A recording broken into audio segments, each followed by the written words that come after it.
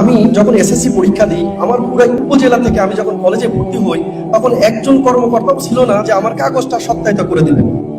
আমি আমার যে প্রতিষ্ঠান থেকে পড়েছেন, ওই প্রতিষ্ঠানের যিনি মূলত আমাদের যে হেড টিচার ছিলেন, ওনার কাছে আমি যাই যে উনি সবচেয়ে, কারণ ওনাকে আমরা সবচেয়ে বেশি ভয় পেতাম, ওনার কাছে যাই যে আমার কাগজগুলো সত্যায়িত করে দিতে হবে। তো তখন উনি বলে, বাবা এই কাজ তো আমি করতে পারবো না। তখন আমি সহযোগী যারা ছিলেন, তার আরো যারা ছিলেন, আমি যাই।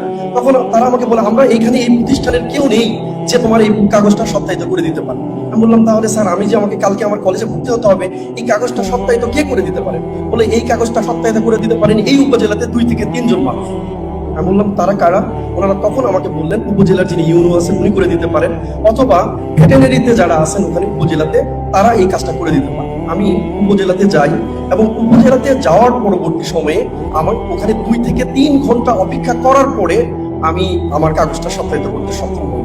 তখনই আমার মনের মধ্যে একটা সিভিল সার্ভিসের যে ড্রিমটা, এটা জাগে যে একদিন এমন একজন কর্মকর্তা হবো যে যেদিন আমি অন্যর কাগজ সত্যায়িত করে দিতে পারবো।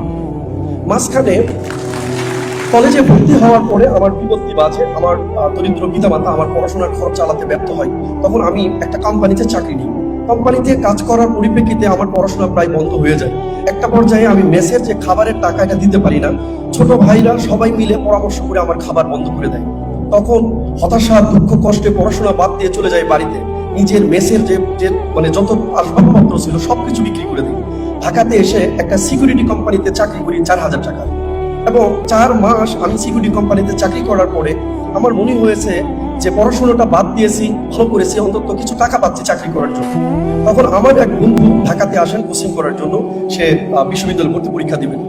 তখন আমি একটু বলে রাখি, 2012 সালে আমি কিন্তু 3টা বিশ্ববিদ্যালয়ে চান্স পেয়েছিলাম, বাট অর্থের অভাবে আমি বিশ্ববিদ্যালয়ে ভর্তি হতে পারি নাই। তখন আমি পড়াশোনা করি, চাকরিটাতে যখন জয়েন করি, তখন আমার বন্ধু সেকেন্ড টাইম দেওয়ার জন্য ঢাকাতে আসেন, ঢাকা বিশ্ববিদ্যালয় পরীক্ষা দিবেন। আমি ওর সাথে দেখা করে আমার সিদ্ধান্ত পরিবর্তন হয় না, আমি যে পড়াশোনা বাদ দিয়েছি এটা আমার জন্য ভালো কোনো ডিসিশন নয়। আমি পড়াশোনাটা যেভাবে হোক করতে চাই, কারণ আমি সেই ছেলে যে ছেলে স্কুলে আমি সেকেন্ড বয় ছিলাম, যে ছেলে আমি জিপিএ 5 পেয়েছি, পুরো প্রতিষ্ঠানের মধ্যে 2 জন পেয়েছিল, তার মধ্যে আমি একজন। তখনই আমি আবার ওই সিকিউরিটি চাকরির 16 ঘন্টা ডিউটির পাশাপাশি আমি কোচিং এর ক্লাস করি। দুপুর 2টা থেকে আমার ডিউটি শুরু হতো, সকাল 6টা পর্যন্ত আমি ডিউটি করতাম। ডিউটি শেষ করে এসে আমি কোচিং এ যেতাম ক্লাস করার জন্য। ক্লাস করে এসে আবার কোনো রকম আমি আমার যে বই পুস্তক এগুলো নিয়ে আমি আবার পোস্টে চলে যেতাম। সারা রাত আমি ডিউটি করতাম আর ওই পোস্টেই বইগুলো পড়তাম। দিন শেষে যখন ভর্তি পরীক্ষা আসলো, আমি 6টা বিশ্ববিদ্যালয়ে চান্স পাই। কিন্তু দুঃখের বিষয় হলো, 6টা বিশ্ববিদ্যালয়ে চান্স পাওয়ার পরেও আমার পড়াশোনাটা অনিশ্চয়তার মধ্যে ছিল। কারণ আমি ঢাকার বাইরে গিয়ে একটা টিউশনি পাবো বা একটা কোচিং ক্লাস নিব, বা আমি এরকম কোনো সুযোগ ছিল না। তাই বড় ভাইদের পরামর্শে আমি এখানেই ভর্তি হয়ে যাই জগন্নাথ বিশ্ববিদ্যালয়ের ইসলামের ইতিহাস ও সংস্কৃত বিভাগে। দিনগুলো ভালোই চলতেছিল, একদিকে 16 ঘন্টার ডিউটি, অন্যদিকে জগন্নাথ বিশ্ববিদ্যালয়ের ক্লাস। এভাবে চলতে চলতে বড় ভাইরা পরামর্শ দিল, তুমি যেহেতু পাবলিক বিশ্ববিদ্যালয়ে পড়াশোনা করো, তাহলে তুমি কিন্তু টিউশনি করাতে পারো। তখন চিন্তা করলাম, না, সিকিউরিটির চাকরি হয়তো কোনো কাজই ছোট নয়, কিন্তু সব মানুষ এই দৃষ্টিতে কাজগুলো দেখে না। তখন আমি টিউশনির চেষ্টা করি, কিন্তু ইসলামের ইতিহাস ও সংস্কৃতি সাবজেক্ট পড়ার কারণে দেখা গেছে আমি টিউশনি পেতাম না। তারা মনে করতে, এই ছেলে ম্যাথে পারে না, এই ছেলে ইংলিশ ভালো পারে না, তাহলে আমার ছেলেকে কি পড়াবে? তাহলে ক্লাস 2 একটা বাচ্চা পড়াতে জন্য বুয়েটের একটা স্টুডেন্ট দরকার। কিসের দরকার? ঢাকা বিশ্ববিদ্যালয় ইংলিশ লর একটা স্টুডেন্ট দরকার। ক্লাস 2 বাচ্চা করাতে জন্য তারা সিলেক্ট করতো বুয়েটের একটা ছেলে দরকার। সেক্ষেত্রে আমরা একে তো জগন্নাথ বিশ্ববিদ্যালয়, তখন 2013 সাল, জগন্নাথ বিশ্ববিদ্যালয় এত বেশি পরিচিত ছিল না এখন যেভাবে জগন্নাথ বিশ্ববিদ্যালয় এগিয়ে চলেছে। তো এভাবে টিউশনি পেতাম না। তখন দিনের পর দিন বিভিন্ন ভাইদের পাশাপাশি ঘুরতাম যে একটা কাজের জন্য, আমার উদ্ধার চাই, আমার বেঁচে থাকা চাই। তখন একটা ভাইয়ের পরিচয় হয়, তিনি আমাকে 50টা এমসিকিউ করে দিলে 100 টাকা করে দিতেন। তখন আমি তাকে সর্বদা বলতাম, ভাই আমার মাছ দরকার না, একটা বড়শি দেন যেটাতে আমি ধরে খেতে পারবো, আমি এই চাকরিটা আর করতে চাই না, আমাকে একটা কাজের দেন। তখন ভাই বলল যে আমাদের জগন্নাথ বিশ্ববিদ্যালয়ে যারা পড়াশোনা করে তাদের কোচিং সেন্টারে পরিচালকরা ক্লাস দিতে চায় না। কেন? কারণ সবাই ঢাকা বিশ্ববিদ্যালয়ে ভর্তি পরীক্ষার প্রস্তুতি নিতে আসে, সেখানে জগন্নাথে কেউ স্বপ্ন দেখে আসে না। যারা ঢাকা বিশ্ববিদ্যালয়ে পায় না তারা অন্যান্য বিশ্ববিদ্যালয়ে চলে যায়। এভাবে কিছুদিন আমি তার এই অন্ধবিশ্বাসেই তার সাথে কাজ করতে থাকি। একটা সময় অনেকগুলো কোচিং এর ক্লাস বা চেষ্টা করতে থাকি, অনেক জায়গায় সিভি দিই। একটা পর্যায়ে কিছু জায়গাতে আমার ক্লাসের সুযোগ হয়, কিন্তু আমি 360 টাকা পেমেন্টের 2 ঘন্টার ক্লাস নিয়ে কখনোই ঢাকা শহরে 5,000 টাকা মাসে চলার মতো আমার সক্ষমতা ছিল না। তখন আমি একদিকে কোচিং এর ক্লাস, একদিকে বাসার টিউশনি, অন্যদিকে সিকিউরিটির চাকরি করতে থাকি। 2015 সালের দিকে এসে যখন আমার একটু সচ্ছলতা আসে, তখন আমি আমার কোম্পানিকে জানিয়ে দিই যে আমি আর এই চাকরিটা করতে পারবো না স্যার, আমার জন্য দোয়া করবেন, ভবিষ্যতে আমি যেন ভালো কিছু করতে পারি। 2016 সালের 12 জানুয়ারি আমি সিকিউরিটির চাকরি থেকে রিজাইন দিই এবং আমি তখন ফাইনাল ইয়ারে পড়াশোনা করি। ফাইনাল ইয়ারে পড়াশোনা করার পরে এখন অনিশ্চয়তা একটা জীবন চলে আসছে। জীবনে অন্যদের থেকে অনেক স্ট্রাগল করে একটা বিশ্ববিদ্যালয়ে ফাইনাল ইয়ারে চলে আসছি। এর পরবর্তী জীবন কি হবে? গ্রামের অনেক মানুষই বলতে শুরু করলেন, পড়াশোনা করে কিছু হয় না। তোমার ছেলে, আমার বাবাকে বললেন, তোমাদের যে পরিবারের যে অভাব অনটন, তোমার ছেলেকে বিদেশে পাঠিয়ে দাও। তো আমাদের এই অঞ্চলে একটা ট্রেডিশন আছে বগুড়ার দিকে, যাদের জমি আছে তারা জমিতে চাষবাস করতো, আর যাদের জমি নাই তারা বিদেশে চলে যেত, বিভিন্ন এনজিও বা ঋণদাতা সংস্থার কাছ থেকে ঋণ গ্রহণ করে বিদেশে প্রবাসী শ্রমিক হিসেবে কাজ করে মাসে মাসে যে টাকাটা পাঠাতেন সেই টাকা দিয়ে মূলত ওই ঋণগুলো পরিশোধ করতেন। আমারও এমন একটা পরিস্থিতি আসলো। এর মাঝখানে আমার গ্রাজুয়েশন হয়ে গেলে আমার চাচার খুব ক্ষোভ ছিল যে আমাকে, আমি যেহেতু দেখতে লম্বা আছি, আমাকে একটা আগে তো সিকিউরিটি চাকরি করেছি, আমি যেন কনস্টেবলে জয়েন করি।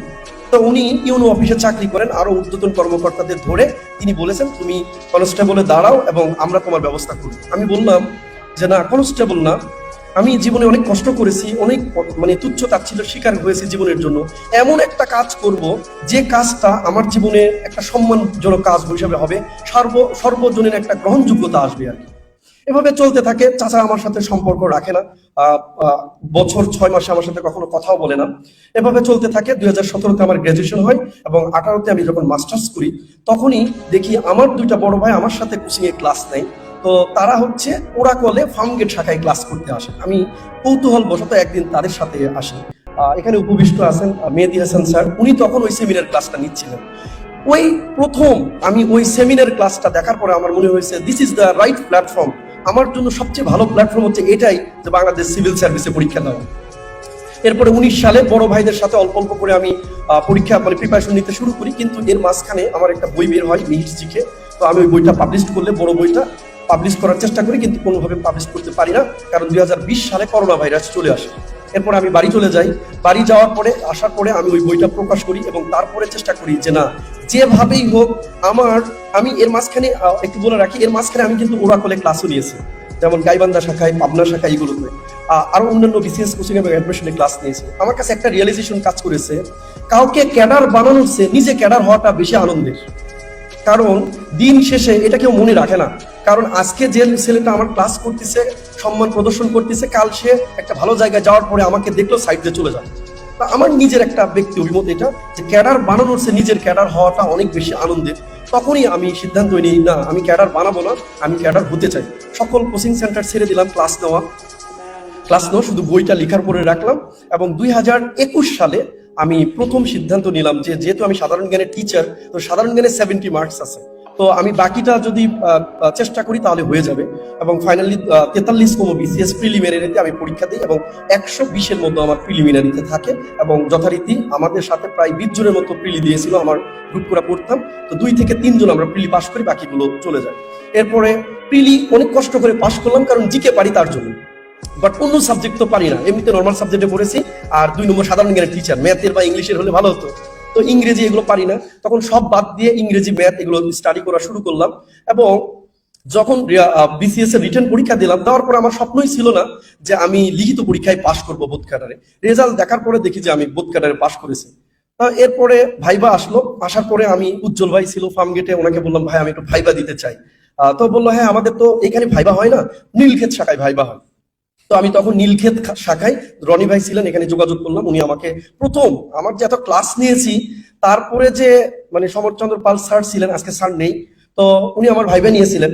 যে আমার যে প্রথমে মনে হয়েছে যে আমি অনেক ভালো পারি, কারণ ক্লাসে কুসে ক্লাস নেই, এত মানুষের সামনে কথা বলেছি, কোনো জড়তাই নাই, এটা আমার কাছে মনে হয়েছিল। বাট ভাইবা দিতে গিয়ে দেখি যে আমি যে জিকে পড়াই, এই জিকেও পারি না। আমি যে জিকে পড়াই সেই জিকেটাও পারি না ওনার সামনে গিয়া। উনি আমাকে লাস্ট একটা প্রশ্নতে উনি আমাকে বলেছিল যে আমি যখন জিকে পারতেছি না, তখন আমি বলছি আচ্ছা তুমি কিসের জন্য পরীক্ষা দিবা? আমি বললাম স্যার তোমার পদের নাম কি? আমি এত বেশি টেনশনে ছিলাম, পদের নামটাও বলতে পারতেছি না। তখন উনি আমাকে ঘাট ধরে বাইরে বলছে, তুমি বেরাও, তুমি কি পাস করবা? তুমি তোমার পদের নামই বলতে পারো না, তুমি যে চাকরি করো তোমার পদ কি হবে এটাই বলতে পারো না, তোমাকে চাকরি কে দিবে, বের হও তুমি এখান থেকে। তারপরে আমার আরেকজন এক্সপার্ট বললো, আচ্ছা ঠিক আছে, তুমি 1 মিনিট একটু স্থির থাকো, তারপর একটু ভেবে বলো। আমি বললাম, স্যার সরি স্যার। বলছে না, এই প্রশ্নে সরি বললে তো হবে না। ভাই, তোমাকে জিজ্ঞেস করছি তোমার পদের নাম কি, এটা সরি কেন বলবা? তুমি তুমি কোন পোস্টে চাকরি করবা এটাই যদি না পারো, তোমাকে চাকরি কে দিবে? ফাইনালি ওই দিনের আমার ওই ধাক্কাটা অনেক বেশি লেগেছে যে না, আমি শুধু সাধারণ জ্ঞান জানি, এই সাধারণ জ্ঞান দিয়ে ভাইভাতে ভালো করা সম্ভব না, আরো অনেক কিছু আছে।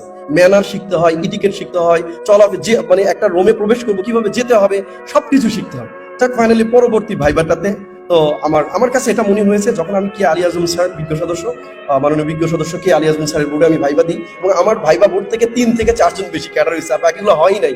আমি জানি না কি ঘটনা ঘটেছে, কিন্তু উনি না, স্যারকে আমি দেখেছি যে উনি একদম আমার ভাইভাতে কোনোভাবেই হাসে নাই। আমার যারা আগে ভাইভা দিয়েছে 10-12 মিনিটও দেয় নাই, আমাকে 23 মিনিট ভাইভা রেখেছে, এবং কোনোভাবেই তিনি আমাকে আটকাতেই পারতেছে না। মানে যেটাই জিজ্ঞেস করতেছে অনেক ছোট ছোট প্রশ্ন, দারিদ্রতার হার কত, এক্সট্রিম পভার্টি কত, এফডিআই কত, এভাবে প্রশ্ন করতেছে, আমি একটার পর একটা বলে যাচ্ছি। তো দেখা গেছে, আমার মনে হয় যে ভাইভাতে যদি আপনাকে একটু না আটকাতে পারে, তখন মনে হয় ওরা ছেড়ে দিতে চায় না, আরো একটু যখন আপনি পারেন না এটা বুঝিয়ে আপনাকে ছেড়ে দিবে। ফাইনালি ভাইবা শেষ হলো, এবং 43তম বিসিএস এ যখন রেজাল্ট হলো, আমি শিক্ষা কেডারে এখানে সুপারিশ প্রাপ্ত হয়েছি, আলহামদুলিল্লাহ। তো এখন আলহামদুলিল্লাহ আমার এটা ভালো লাগতেছে যে আমার গ্রামের মধ্যে থেকে আমি প্রথম যিনি পাবলিক বিশ্ববিদ্যালয়ে পড়ছি, এবং আমার 4 গ্রামের মধ্যে আমি প্রথম যিনি একজন গ্যাজেটেড কর্মকর্তা হিসাবে হয়তো আপনাদের সাথেই ইনশাল্লাহ অন্তর্ভুক্ত হব।